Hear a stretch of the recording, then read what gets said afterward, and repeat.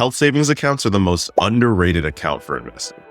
Most people think that HSAs are just a place to save for medical bills, but HSAs provide so many more benefits beyond medical savings that most people just don't know about.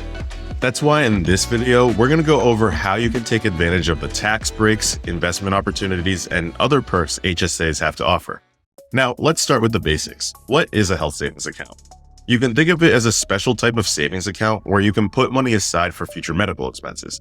Putting money into this account comes with a bunch of tax benefits that we'll get into in a bit. To be eligible for an HSA, you need to have the right type of health insurance plan, specifically what's called a high deductible health plan, or HDHP for short.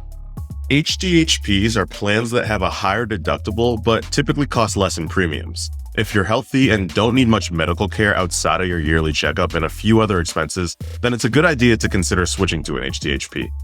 Money-wise, HSAs do have a limit on how much you can contribute in a single year. For 2023, individuals can contribute $3,850, while families can contribute up to $7,750. Now, what most people don't realize about HSAs is that the money you stash away into the account doesn't have to just sit there.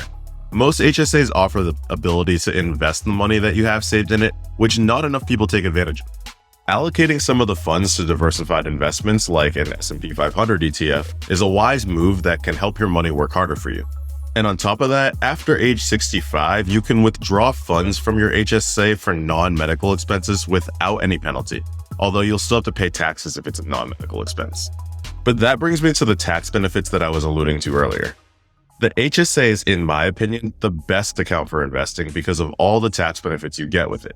Some people call it the triple tax advantaged account because there are three major tax advantages it gives you. First are pre-tax contributions.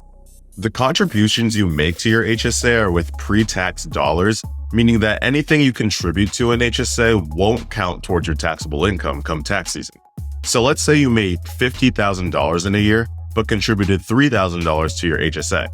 Come tax season, you'll only be taxed as if you made $47,000 that year, lowering how much you owe in taxes. On top of that, HSAs also provide tax-free growth, and this is where it gets really good. Any capital gains on investments you make or any dividends or interest income you earn within an HSA is completely tax-free. That gives you even more incentive to invest the funds in your HSA since the growth of your investments won't be taxed at all. And finally, there's the tax-free withdrawals. When you use the funds in your HSA for qualified medical expenses, you won't have to pay taxes on those funds. So anything from doctor's visits, prescriptions, even everyday items like Band-Aids, tampons, and over-the-counter medicine, it can all be bought with tax-free dollars if you use an HSA.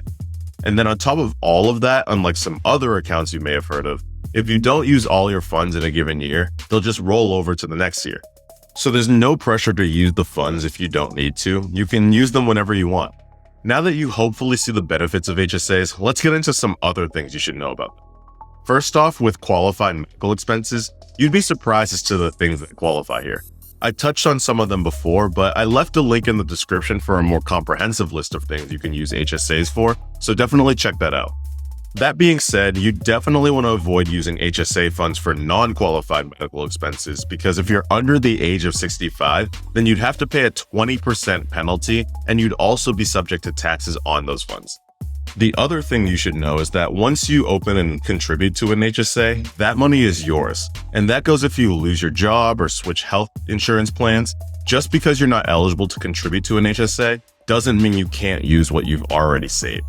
So as you've seen, HSAs truly are an incredible financial tool with flexibility, tax advantages, and long-term benefits. They're worth considering for anyone who's eligible.